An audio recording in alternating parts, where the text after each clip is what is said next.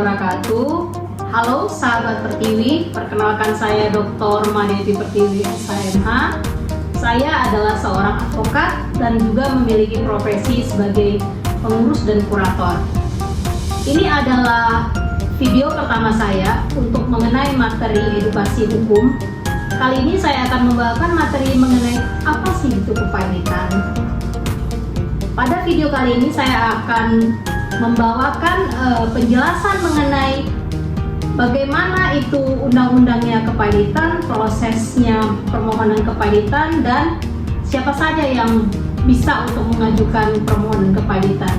Jika kamu penasaran dengan materi tersebut, ikutin materi ini sampai akhir ya. Pertama, kita akan mempelajari mengenai definisi kepailitan. Selama ini orang mengenal pailit atau bangkrut gitu ya. Memang definisi kepailitan awalnya adalah dari kata faillment atau bankrupt ya. Apa itu kepailitan? Undang-undang yang mengatur mengenai kepailitan saat ini adalah Undang-Undang Nomor 37 Tahun 2004 tentang kepailitan dan penundaan kewajiban pembayar hutang. Pada pasal 1 ayat 1 Undang-Undang Kepailitan dan PKPU itu dinyatakan bahwa kepailitan itu merupakan sita umum atas semua kekayaan debitor yang pailit, yang pengurusannya dan pemberesannya atas harta pailit dari debitor tersebut dilakukan oleh kurator di bawah pengawasan dari hakim pengawas. Untuk regulasi kepailitan, apa saja sih ketentuan-ketentuan yang mengatur mengenai kepailitan di Indonesia? Kita awali dari ketentuan yang berasal dari zaman Belanda. Peraturan mengenai kepailitan diawali dengan adanya namanya Faillment Verordening 1905. Lalu diubah dengan undang-undang yang pertama di Indonesia, yaitu Undang-Undang Nomor 4 Tahun 1998. Yang terbaru saat ini yang berlaku adalah Undang-Undang Nomor 37 Tahun 2004 sebagaimana saya telah jelaskan di awal. Siapa sih yang bisa mengajukan permohonan pailit? Nah, sebelum kita membahas mengenal itu, kita harus mengetahui terlebih dahulu kalau misalnya ingin mengajukan permohonan pailit, apa aja syaratnya. Nah, kita mengenal dua syaratnya itu, yaitu syarat material dan syarat formil. Yang pertama itu adalah syarat material. Itu diatur dalam Undang-Undang Nomor 37 Tahun 2004 Pasal 2 ayat 1 dan Pasal 8 ayat 4. Yang pertama adalah seorang debitor itu harus memiliki dua atau lebih kreditor. Jadi kalau misalnya debitor tersebut hanya memiliki satu aja kreditor, itu nggak bisa. Nah, apa itu debitor? Apa itu kreditor? Debitur itu adalah orang yang memiliki hutang, sementara kreditor adalah orang yang memberikan hutang gitu. Jadi si debitor ini ketika pengajuan pailit diajukan oleh kreditor, si debitor ini harus dipastikan terlebih dahulu dia memiliki dua kreditor atau lebih. Jadi kalau hanya satu kreditor saja si pemohonnya, itu tidak bisa ya. Jadi harus make sure, pastikan itu harus lebih dari dua kreditor. Itu syarat yang pertama. Syarat yang kedua adalah harus ada satu hutangnya yang jatuh tempo. Jadi si kreditor itu yang dimiliki oleh debitor itu harus ada satu hutangnya yang telah jatuh tempo. Jadi yang memang sudah dapat ditagih dan sudah ada tanggal pastinya ya. Nah, syarat yang ketiga itu adalah adanya bukti yang sederhana.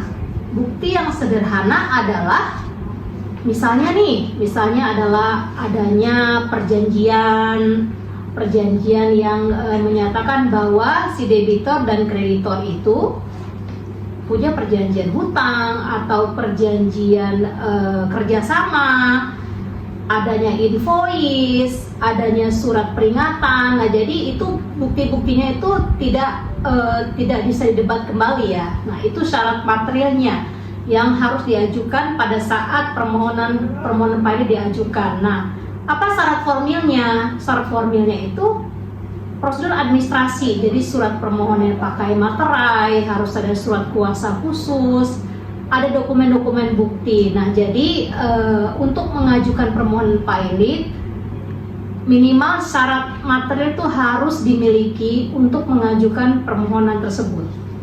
Setelah membahas mengenai syarat dari permohonan kepilitan, sekarang kita membahas mengenai pihak-pihak yang dapat mengajukan permohonan pilot.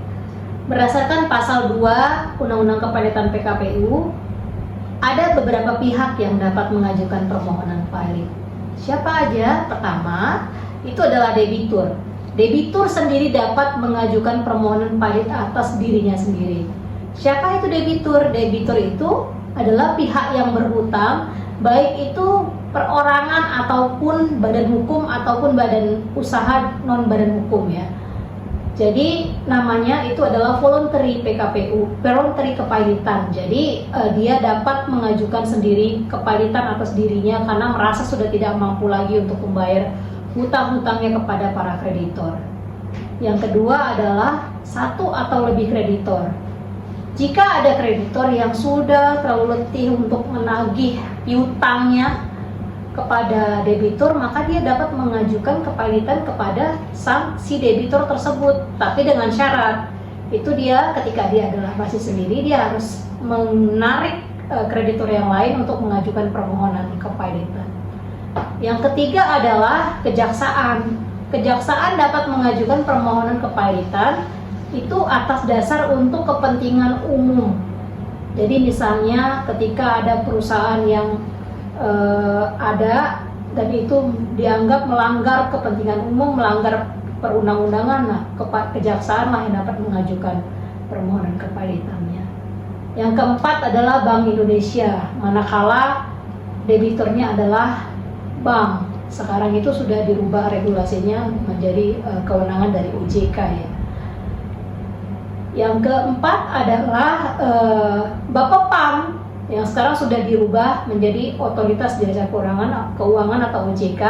Itu terhadap siapa? Itu terhadap debitur yang merupakan perusahaan efek, pasar modal, bursa efek, lembaga clearing dan penjaminan, lembaga penyimpanan dan penyelesaian. Yang keenam adalah Menteri Keuangan. Menteri Keuangan ketika debiturnya merupakan perusahaan asuransi, perusahaan reasuransi, dana pensiun, maupun BUMN. Jadi itu diajukan kemana? Untuk mengajukan permohonan kepilitan itu bukan diajukan ke pengadilan industrial atau ke pengadilan arbitrase. Jadi yang punya kewenangan untuk menerima permohonan pengajuan kepilitan adalah pengadilan niaga. Pengadilan niaga. Pengadilan niaga di Indonesia saat ini ada 5, ya, ada 5. Di mana kita melihat pengajuannya? Itu pertama adalah melihat di mana kedudukan hukum dari debitur. Kedudukan hukum debitur. Dari mana kita mengetahuinya? Misalnya nih, untuk di Indonesia itu ada 5 pengadilan niaga. Itu pertama pengadilan negeri yang paling ramai nih, Pengadilan Negeri Jakarta Pusat, itu Pengadilan Niaga Jakarta Pusat. Yang kedua adalah Pengadilan Niaga Medan. Yang ketiga Pengadilan Niaga Surabaya. Yang keempat Pengadilan Niaga Semarang. Dan yang kelima yang terakhir untuk Indonesia bagian timur adalah Pengadilan Niaga Makassar. Jadi harus dilihat di mana posisi hukum dari debitur atau tempat kedudukan hukum terakhir debitur berdomisili.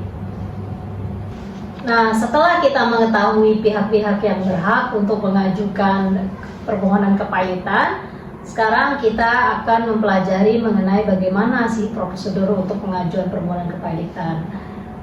Pengajuan permohonan kepilitan itu diajukan ke pengadilan niaga yang tadi hanya ada 5 di Indonesia. Para pihak yang ingin mengajukan permohonan kepilitan itu harus membuat permohonan kepilitan beserta dengan dokumen-dokumen pendukung dan diajukan kepada Ketua Pengadilan Niaga pada domisili hukum debitor. Pengajuan tersebut itu dalam waktu sejak didaftarkan 3 hari itu akan dilakukan pemanggilan oleh Panitera Pengadilan Niaga.